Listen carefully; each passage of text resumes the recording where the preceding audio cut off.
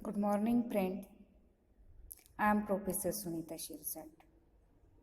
You are most welcome in my channel once again. Today we have new chapter, The Pleasures of Ignorance by Robert Lind. If you like my video, please share it with your friends. And if you like my channel, please subscribe it. Okay? The Pleasure of Ignorance. In The Pleasure of Ignorance by Robert Lind, we have the theme of discovery, learning, confusion, inquisitiveness, and ignorance.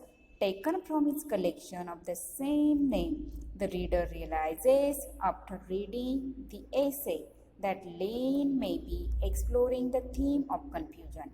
When a person is ignorant through still prepared to learn, they can easily become confused by the information that they are trying to learn. This in itself is part of human nature.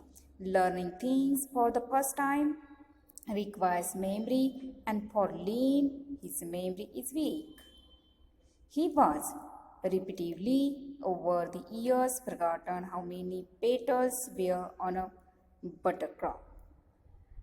However, this does not stop him from continuing to learn. Lind has a natural inquisitiveness that might be had by all people. It is this inquisitiveness or urge to learn that excites Lind and makes his works in the country more enjoyable. It is also interesting that Lind would consider even the most talented of people to be surprised by some of their findings or investigations, which may leave some critics to suggest that there is still a willingness among men and women to learn all that they can, despite the fact that some men may feel more knowledgeable than others. What is also interesting about the story is that Lind suggests that ignorance is part and parcel of life. Everyone is ignorant in some way. A doctor, for example, may not have the same knowledge as botanist, nor the lawyer the same knowledge as the farmer. Nonetheless, every profession, regardless of the class of the individual, is willing to learn something new. For by doing so, they will find pleasure or joy. They may forget what they have learned and be forced to read a book on the matter again, but still they pursue the path of learning, though it is obvious to the reader that the best way to learn is by reading on a subject or making observations on a matter. Holding the information is not that easy, which may be Lind's way of suggesting that man will always have some degrees of ignorance and should not frown upon it. Rather, as it mentioned, what is newly learned should be enjoyed.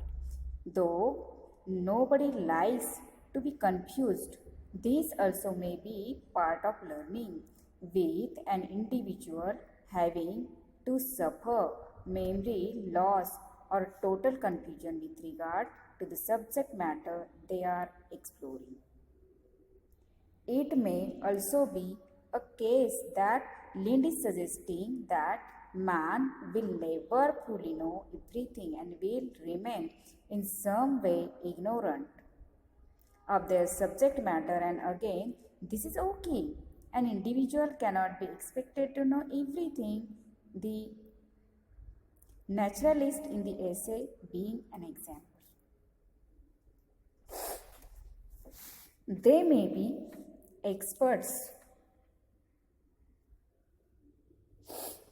but they still find joy from discovering something new. Lind's introduction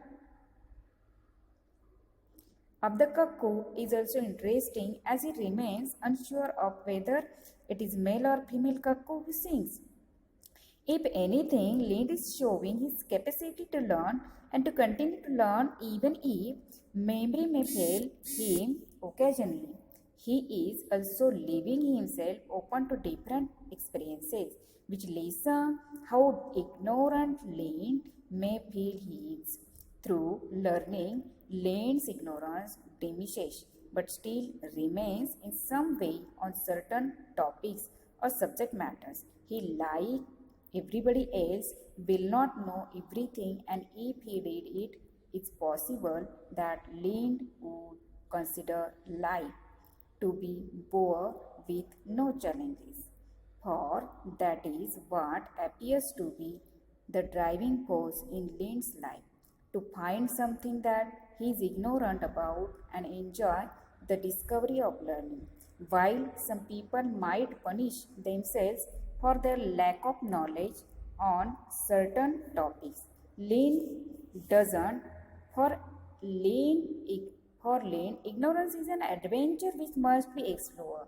If anything, he is the ideal or perfect student because he is willing to discover and learn about new things.